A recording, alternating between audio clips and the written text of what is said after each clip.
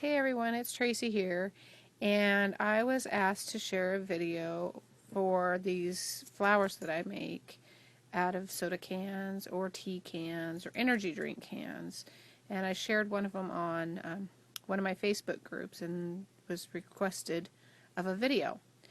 So we'll see how this works because I'm doing it on my phone since I forgot my camera at home when I'm at work, and I also forgot a few pieces, so just bear with me. They're pretty simple to do. Basically, you're going to start out with any type of can, any can that you want. That I try to find ones with really fancy patterns, but these ones I'm doing a bunch of Coca-Cola ones for a customer of mine at work. So you're going to make sure that you rinse out the can after you drink the awesome beverage inside, and pull the pull tab off because you can use it for jewelry or something. I don't know. You can recycle it. Make sure that it's completely dried out, otherwise you're going to have a lot of mess. Then you're going to take your X-Acto knife and just punch a hole right here in the side on where it's kind of rounded on the can, and just to get it kind of started, because you're going to end up cutting the top and the bottom off of the can to make these flowers. So just go ahead and punch a hole however long you need just to get your scissors into that hole. And you're going to go ahead and cut around. You're going to use your scissors and cut into that hole. And basically you're going to cut the top off of your can. It's going to be kind of jagged, so be careful. I've cut myself a few times. And you're going to just cut this piece off. See? Nasty edge right there. That piece you're not going to need, so you can just go ahead and toss it into the trash. And then you're going to be left over with this. Then what you're going to do is you're going to take your scissors and cut down. I just cut down the contents, or the nutrients, nutrients in Coke, down the center of it, down to this rounded edge here on the bottom of the can, because you're going to cut the bottom off as well.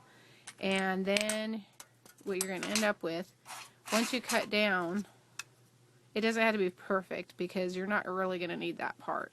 So you're going to cut down and then to the bottom of the rounded edge here, and then you're just going to cut around it to where you cut this much off of the can. And that, again, you're not going to need, unless you can, I don't know, use it for something. And toss that. Then, sorry about the sloppy video here. Bring out your popcorn. Then you're going to go ahead and take whatever dyes you want to use to make your flowers. For this one here, this particular flower here, I used the Sizzix flower layers for, hey look, that's upside down. And there's actually two on there. I did make some with both of them, but you're going to use this one here.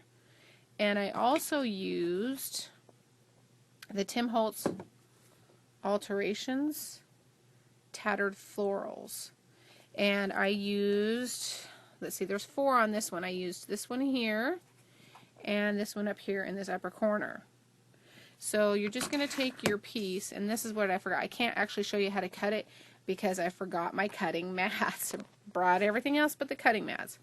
So then you're just going to take your piece of can and lay it onto your die, on whichever piece of flower that you're going to want to cut. And you're just going to put a cutting mat on the bottom side and on the top side, and I ran mine through my Cuttlebug. See, I brought the Cuttlebug, just not the cutting mats.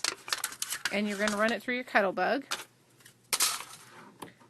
And then what you're going to come out with, and you only have to run it through one time. I mean, it cuts it completely through. My first flowers I did on the Cricut, and they didn't cut all the way through. Then I had to do a lot of bending and cutting my hands and stuff like that. So on the Tim Holtz ones, you're going to come out with these 2 pieces. Now, they're not going to have the holes in there. You're going to have to punch the holes yourself with a hole punch or your Crocodile or your Big Bite or however you want. But you're going to come out with these 2 pieces on the Tim Holtz die, and then this one here on the Sizzix die. And I try to place it to where you have this awesome little pattern there. So then you take your Big Bite, which I didn't grab that out for the video. It's pretty simple, but you're going to punch a hole. What I do, it's easiest to make sure that they line up, is I just lay the flowers on top of each other however I'm going to want them layered. Okay, and then you just run it through your big bite and punch your hole. And kind of hard to do this with one hand.